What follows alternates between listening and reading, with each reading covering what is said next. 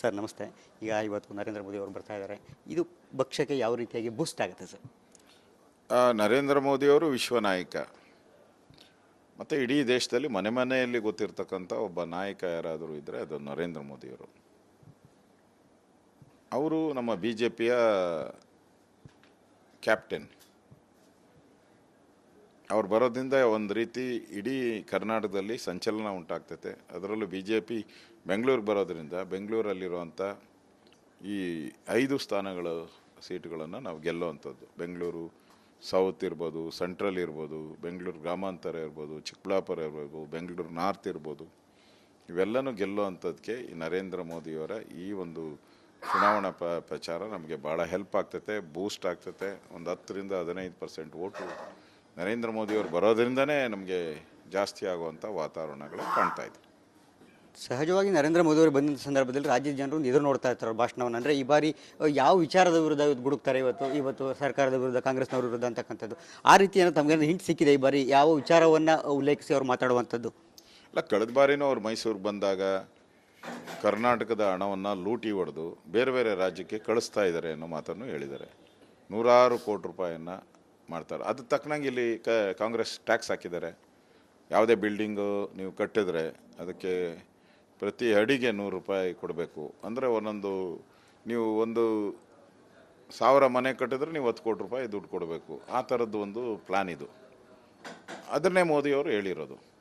ಅಂದರೆ ಭ್ರಷ್ಟಾಚಾರ ಬೇಕೋ, ಮೋದಿಯವರ ಸುಲಲಿತ ಆಡಳಿತ, ಭ್ರಷ್ಟಾಚಾರ ರಹಿತ ಆಡಳಿತ ಬೇಕೋ, ಇದು ಮೋದಿಯವರ ಅಜೆಂಡಾ.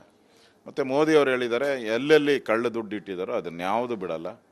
ಅದನ್ನು ಇನ್ಕಮ್ ಟ್ಯಾಕ್ಸ್ ಇರ್ಬೋದು, ಇ ಡಿ ಇರ್ಬೋದು, ಅವರೆಲ್ಲ ತೆಗೆದು ಅದನ್ನು ಸರ್ಕಾರ ಖಜಾನೆಗೆ ತುಂಬ್ತಾರೆ. ಅದನ್ನು ಬಡವರಿಗೆ ಉಪಯೋಗ ಮಾಡ್ತೀರಿ, ಬಡವರ ಕಲ್ಯಾಣಕ್ಕೋಸ್ಕರ ಉಪಯೋಗ ಮಾಡ್ತೀನಿ. ಈ ಕಳ್ಳರನ್ನ ಕದಿಮರನ್ನ ಬಿಡಲ್ಲ.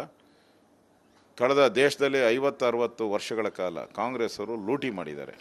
ಕೋಲ್ ಹಗರಣ ಇರ್ಬೋದು, ಟೆಲಿಕಾಮ್ ಹಗರಣ ಇರ್ಬೋದು, ಹೆಲಿಕಾಪ್ಟರ್ ಹಗರಣ ಇರ್ಬೋದು, ಈ ಎಲ್ಲ ಹಗರಣದಲ್ಲೂ ಲೂಟಿ ಹೊಡೆದಿದ್ದಾರೆ. ಆ ಹಣನೆಲ್ಲ ವಸೂಲಿ ಮಾಡಿ ಮತ್ತೆ ಜನಗಳಿಗೆ ಅದರ ಅಭಿವೃದ್ಧಿಗೋಸ್ಕರ ಉಪಯೋಗ ಮಾಡ್ತೀರಿ, ಬಡವರಿಗೋಸ್ಕರ ಅನ್ನೋ ಮಾತು ಹೇಳಿದ್ರು. ಇದು ಕೂಡ ಜನಗಳ ಒಂದು ಅಭಿಪ್ರಾಯ ಇರ್ತದೆ. ಈ ಎಲ್ಲ ವಿಚಾರಗಳನ್ನು ಮಾತಾಡ್ತಾರೆ ಅಂತ ಮೋದಿಯವರು ಕೂಡ ಇದ್ರ ಬಗ್ಗೆನೇ ಹೆಚ್ಚು ಗಮನ ಕೊಡ್ತಾರೆ ಅಂತ ಅನಿಸುತ್ತೆ ನನಗೆ. ಕಳೆದ ವಿಧಾನಸಭಾ ಚುನಾವಣೆಯಲ್ಲಿ ಮೋದಿಯವರ ರೋಡ್ ಶೋ ಭಾಳ ದೊಡ್ಡ ಮಟ್ಟದಲ್ಲಿ ಯಶಸ್ವಿಯಾಗಿತ್ತು. ಆ ಯಶಸ್ವಿಯಿಂದನಾಗಲೇ ಬೆಂಗಳೂರಿನ BJP ಕಬ್ಜಾ ಮಾಡೋದ್ರಲ್ಲಿ ಕೂಡ ಸಕ್ಸಸ್ ಆಯಿತು. ಸೊ ಈ ಬಾರಿ ಕೂಡ ಬರ್ತಾ ಇದ್ದಾರೆ. ಈಗ ನಿರೀಕ್ಷೆಯಂತೆ ಬೆಂಗಳೂರು ಉತ್ತರ, ದಕ್ಷಿಣ ಸೇರಿದಂತೆ ಬೆಂಗಳೂರು ಗ್ರಾಮಾಂತರ ಕೂಡ ಈಗ ನಿಮಗೆ ಟಾರ್ಗೆಟ್ ಇರ್ತಕ್ಕಂಥದ್ದು. ಸೊ ಈ 4 ಕ್ಷೇತ್ರಗಳು ಕೂಡ ನಿಮಗೆ ಅಂದರೆ ಮೋದಿಯವರ ಪ್ರಭಾವದಿಂದ ಗೆಲ್ಲುವಂತಹ ವಿಶ್ವಾಸ ಇದೆಯಾ ಸರ್? ನಾರ್ಮಲಿ ಯಾವತ್ತು ಬೆಂಗಳೂರು BJPಯ ಒಂದು ಕೋಟೆ. ನಾನು ಅನಂತಕುಮಾರ್ ಅವರು ಹಿಂದೆ ಬೆಂಗಳೂರಲ್ಲಿ ಒಂದು ಸ್ಪಷ್ಟವಾದಂಥ ಅಡಿಪಾಯವನ್ನು BJPಗೆ ಹಾಕಿದ್ದೀರಿ ನಾವು. ನಾನು ಕೂಡ ಸುಮಾರು 45 ವರ್ಷ ಪಾರ್ಟಿಯಲ್ಲಿ ಕೆಲಸ ಮಾಡಿದ್ದೀರಿ. BJPಗೆ ಒಂದು ದೊಡ್ಡ ಅಡಿಪಾಯ ಇದೆ ಬೆಂಗಳೂರಲ್ಲಿ. ಸೊ ಮೋದಿಯವರು ಇಲ್ಲಿ ಬರೋದರಿಂದ ಮತ್ತೆ ಇನ್ನಷ್ಟು ಸ್ಟ್ರಾಂಗ್ ಆಗ್ತೈತೆ. ಯಾವತ್ತೂ ಕೂಡ ಒಂದು ಭದ್ರಕೋಟೆಯಾಗಿ BJP ಉಳಿದಿದೆ. ಇದು ಅದು ಮೋದಿಯವರು ಬರೋದರಿಂದ ಇನ್ನಷ್ಟು ಭದ್ರವಾಗಿ 5ಕ್ಕೆ 5 ಲೋಕಸಭಾ ಕ್ಷೇತ್ರವನ್ನು ಗೆಲ್ಲೋ ಮುಖಾಂತರ ಒಂದು ದಾಖಲೆಯನ್ನು ನಿರ್ಮಾಣ ಮಾಡುವಂಥದ್ದಕ್ಕೆ ಒಂದು ಅವಕಾಶ ಆಗ್ತದೆ. ಕಳೆದ ಬಾರಿ ನಾವು 4 ಗೆದ್ದಿದ್ರಿ, ಈ ಸರಿ 5. ಡಾಕ್ಟರ್ ಮಂಜುನಾಥ್ ಅವರು, ಹೃದಯವಂತ ಮಂಜುನಾಥ್, ಅವ್ರ ವಿರುದ್ಧ ನಿಂತಿರೋರು ಕಲ್ಲು ಬಂಡೆಯ ಹೃದಯದ ಸುರೇಶ್ ಅವರು. ಅದನ್ನು ಗೆಲ್ಲಬೇಕು ಅನ್ನೋದು ಇಷ್ಟೇ. ಹೋದ ಸರಿ 5ರಲ್ಲಿ 4 ಗೆದ್ದಿದ್ರಿ, ಈ ಸರಿ 5ಕ್ಕೆ 5 ಗೆಲ್ಲಬೇಕು, ಅದು ನಮ್ಮ ಗುರಿ. Thank you sir. ಹಾಗೆಯೇ ಕೊನೆಯದಾಗಿ ಒಂದೇ ಒಂದು ಪ್ರಶ್ನೆ. ಹುಬ್ಬಳ್ಳಿಯಲ್ಲಿ ಏನು ವಿದ್ಯಾರ್ಥಿನಿಯ ಹತ್ಯೆ ವಿಚಾರವಾಗಿ ಸಂಬಂಧಪಟ್ಟಂತೆ ಈಗ ವಿರೋಧ ಪಕ್ಷದ ನಾಯಕರಾಗಿ ತಾವು ನೋಡುವಂಥ ದೃಷ್ಟಿ ಮತ್ತು ರಾಜ್ಯ ಸರ್ಕಾರದ ಮೇಲೆ ಈಗ ಗೃಹ ಇಲಾಖೆ ಯಾವ ರೀತಿಯ ವೈಫಲ್ಯ ಆಗಿದೆ ಎಲ್ಲದರ ಬಗ್ಗೆ ಒಂದು ಕೊನೆಯದಾಗಿ ಹೇಳೋದಾದರೆ, ಕಾಂಗ್ರೆಸ್ ಸರ್ಕಾರ ಕಳೆದ 11 ತಿಂಗಳಲ್ಲಿ ಕಾನೂನು ಸುವ್ಯವಸ್ಥೆ ಬಗ್ಗೆ ಕೈ ಚೆಲ್ಲಕೊಂಡು ಕೂತ್ಬಿಟ್ಟಿದೆ. ನಮ್ಮ ಕೈಲಿ ಏನು ಮಾಡೋಕ್ಕಾಗಲ್ಲ, ನಮ್ಗೆ ಆ ಶಕ್ತಿ ಇಲ್ಲ, ನಮ್ಮ ಮಾತು ಯಾರು ಕೇಳಲ್ಲ ಅಂಥೇಳಿ ಒಂದು ರೀತಿ ಗೂಂಡಾಗಳ ಕೈಗೆ, ಡಾನುಗಳ ಕೈಗೆ ಅಧಿಕಾರ ಕೊಟ್ಬಿಟ್ಟು ಬಿಟ್ಬಿಟ್ಟಾರೆ. ಭಯೋತ್ಪಾದಕ ಇವರವರಲ್ಲ, ಮುಸ್ಲಿಂ ಮೂಲಭೂತವಾದಿಗಳು ಅವರು ಕರ್ನಾಟಕವನ್ನು ನಡೆಸ್ತಾ ಇದ್ದಾರೆ. ಕರ್ನಾಟಕದಲ್ಲಿ ನೀವು ಎಲ್ಲೇ ಹೋದ್ರೂ ಕೂಡ ಈ ಮುಸ್ಲಿಂ ಒಂದು ಭಯೋತ್ಪಾದನಾ ಕೃತ್ಯ ಮಾಡುವಂಥವ್ರು ಮೂಲಭೂತವಾದಿಗಳು, ಮುಸ್ಲಿಂ ಮೂಲಭೂತಗಳು, ಅವರು ಇವತ್ತು ಕರ್ನಾಟಕ ರಾಜ್ಯದ ಕಾನೂನು ಸುವ್ಯವಸ್ಥೆಯನ್ನು ಕಂಟ್ರೋಲ್ ಮಾಡ್ತಾರೆ. ಅವ್ರು ಹೆಂಗೆ ಹೇಳ್ತಾರೋ ಹಂಗೆ ಕರ್ನಾಟಕ ನಡೀತಾ ಇದೆ. ಅದು ಇವತ್ತಿನ ಪರಿಸ್ಥಿತಿ. ಅವ್ರಿಗೆ ಸೇಫ್ ಗಾರ್ಡ್ ಯಾರು ಮಾಡ್ತಾರೆ? ಕಾಂಗ್ರೆಸ್ ಅವರು. ಕಾಂಗ್ರೆಸ್ ಅವ್ರು ಯಾಕೆ ಹಾಕ್ತಾರೆ? Vote bank.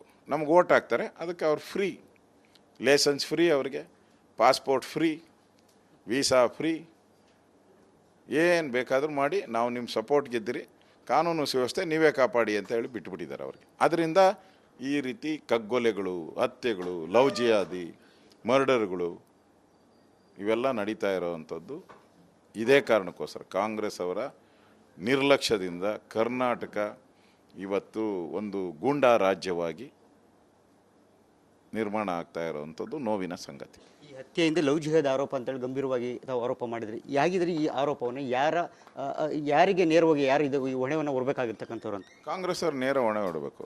ಈಗ ಆಪಾದನೆ ಲವ್ ಜಿಹಾದ್ ಅಂತ ಆಪಾದನೆ ಮಾಡಿರೋದು ಇಷ್ಟು ದಿನ BJP ಅವರು. ಈ ಕಾಂಗ್ರೆಸ್ಸಿನ ಮುಖಂಡರು ಅವ್ರ ಮಗಳೇ ಹತ್ಯೆ ಆಗಿರೋದು.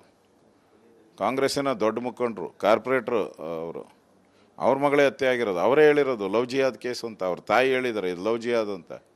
ಇನ್ನಾದರೂ ಕಾಂಗ್ರೆಸ್ ಅವ್ರಿಗೆ ಮಾನ ಮರ್ಯಾದೆ ಇದೆಯಾ ಅಂತ ಅವರೇ ಕೇಳ್ಕೊಬೇಕು, ಕಾಂಗ್ರೆಸ್ ಅವರೇ ಕೇಳ್ಕೊಬೇಕು. ಕಾಂಗ್ರೆಸ್ ತಿರುಗುಬಾಣ ಆಗುತ್ತೆ ಗ್ಯಾರಂಟಿ. ಈ ಚುನಾವಣೆಯಲ್ಲಿ ಈ ಎಲ್ಲ ಸರಣಿ ರೀತಿ ಆಗ್ತಾ ಇರುವಂಥ ಹಿಂದೂಗಳ ಮೇಲೆ ಹಲ್ಲೆ ಇರ್ಬೋದು, ಹಿಂದೂಗಳ ಕೊಲೆ ಇರ್ಬೋದು, ಸುಲಿಗೆ ಇರ್ಬೋದು, ಜೈ ಶ್ರೀರಾಮನ್ ಅವ್ರಿಗೆ ಹೊಡೆಯುವಂಥದ್ದು ಇರ್ಬೋದು, ಭಯೋತ್ಪಾದನಾ ಚಟುವಟಿಕೆ, ಇವೆಲ್ಲನೂ ಕೂಡ ಕಾಂಗ್ರೆಸ್ಗೆ ತಿರುಗು ಮಾಡ್ತೈತೆ. ಈ ಚುನಾವಣೆಯಲ್ಲಿ ಹಿಂದೂಗಳೆಲ್ಲರೂ ಇವರಿಗೆ ಸರಿಯಾದಂಥ ಕಾಂಗ್ರೆಸ್ಗೆ ಸರಿಯಾದ ಪಾಠ ಇನ್ನು ಜನ್ಮದಲ್ಲಿ ಮುಟ್ಟು ನೋಡ್ಕೊಬೇಕು ಅಂಥ ಪಾಠವನ್ನು ಕಲಿಸ್ತಾರೆ. Thank you sir. ಇದಿಷ್ಟು ಕೂಡ ವಿರೋಧ ಪಕ್ಷದ ನಾಯಕರಾದಂತಹ ಆರ್ ಅಶೋಕ್ ಅವರ ಮಾತು. ಕ್ಯಾಮ್ರಾ ಪರ್ಸನ್ ಮಂಜುನಾಥ್ ಜೊತೆ ಸುರೇಶ್, ರಿಪಬ್ಲಿಕ್ ಕನ್ನಡ, ಬೆಂಗಳೂರು. ನಮಸ್ಕಾರ, ಕರ್ನಾಟಕ ಪ್ರೈಮ್ ಟೈಮ್ಗೆ ಸ್ವಾಗತ. ನಾನು ಜಯಪ್ರಕಾಶ್ ಶೆಟ್ಟಿ. ಇಡೀ ಕರ್ನಾಡು ಇವತ್ತು ರೆಬೆಲ್ ಆಗಿ ನಿಂತಿದೆ. ಈ ಹಗರಣಗಳನ್ನು ಸದನದಲ್ಲಿ ಪ್ರಸ್ತಾಪ ಮಾಡಲು ಕೂಡ ಕಾಂಗ್ರೆಸ್ ಹಿಂದೇಟು ಹಾಕಿದ್ದೇಕೆ? ನಿಮ್ಗೆ ಸಂಬಳ ಅದಕ್ಕೆ, ನಿಮಗೆ ವಾಹನ ಅದಕ್ಕೆ, ನಿಮಗೆ ವೆಪನ್ ಅದಕ್ಕೆ, ನೀವು ಅದನ್ನು ಸೆರೆ ಹಿಡಿಬೇಕಾಗಿದೆ. ನೀವು ವಿದ್ಯುತ್ ಬರ ಇದೆ ಅಂತ ಹೇಳ್ತಾ ಇದ್ದೀರಿ, ಎಲ್ಲಿ ಬರ ಇದೆ ನೀವು ಹೇಳಬೇಕು. ಪಾಕಿಸ್ತಾನ್ ಆಕ್ಯುಪೈಡ್ ಕಾಶ್ಮೀರ್ ಅದು ಎಂದೆಂದಿಗೂ ನಮ್ಮದು. 40 ಮೆಷಿನ್ಗಳು ತಂದಿತ್ತು ನೋಟ್ ಎಣಿಸುವುದಕ್ಕೆ, ಅದೇ ಹಾಳಾಯಿತು. ಮಥುರಾದ ಗಲಾಟೆ ಇದೆಯಲ್ಲ, ಅದು ಸ್ಥಳೀಯವಾಗಿ ಕೂತು ಪರಿಹರಿಸಬಹುದಾದಂಥ ಕಾನೂನಿದೆ. ಗ್ಯಾರಂಟಿ ಯೋಜನೆಯಿಂದ ನಷ್ಟ ಆಗಿದೆ, ಲಾಭ ಆಗಿದೆ, ದಯವಿಟ್ಟು ಹೇಳಿ. Dawood Ibrahim most wanted criminal ಯಾವಾಗಾದ ಅಂದರೆ ಇಲ್ಲಿ ತನಕ ಭಾರತ ದೇಶದಲ್ಲಿ ಓರ್ವ ದಲಿತ ಪ್ರಧಾನಿಯಾದಂಥ ಇತಿಹಾಸವೇ ಇಲ್ಲ. ರಿಪಬ್ಲಿಕ್ ವರ್ಲ್ಡ್ ಆಪ್ ಇದು ಕೇವಲ ಅಪ್ಲಿಕೇಶನ್ ಅಲ್ಲ, ಸಮಗ್ರ ಸುದ್ದಿಗಳ ಸಂಪರ್ಕ ಮಾರ್ಗಕ್ಕೆ ಕ್ರಾಂತಿಕಾರಿ ಬದಲಾವಣೆ. ರಿಪಬ್ಲಿಕ್ ವರ್ಲ್ಡ್ ಆಪ್ ಕೇವಲ ಸುದ್ದಿ ಅಪ್ಲಿಕೇಶನ್ ಅನ್ನ ಪರಿಚಯ ಮಾಡ್ತಾ ಇಲ್ಲ, ಬದಲಾಗಿ ಡಿಜಿಟಲ್ ಸುದ್ದಿ ಬಳಕೆಯ ಹೊಸ ಯುಗಕ್ಕೆ ನಾಂದಿ ಹಾಡ್ತಾ ಇದೆ. ಇದೊಂದು ಬ್ರೇಕಿಂಗ್ ನ್ಯೂಸ್, ಪ್ರಭಾವಶಾಲಿ ಕಾರ್ಯಕ್ರಮಗಳಿಗೆ ಗಟ್ಟಿಯಾದ ವೇದಿಕೆ. ರಿಪಬ್ಲಿಕ್ ವರ್ಲ್ಡ್ ಅಪ್ಲಿಕೇಶನ್ ಈಗ ಲೈವ್ ಆಗಿದೆ. ಗೂಗಲ್ ಪ್ಲೇ ಸ್ಟೋರ್ ಮತ್ತು ಆಪಲ್ ಆಪ್ ಸ್ಟೋರ್ ಎರಡರಲ್ಲೂ ಲಭ್ಯವಿದೆ. ಈಗಲೇ ಡೌನ್ಲೋಡ್ ಮಾಡಿ.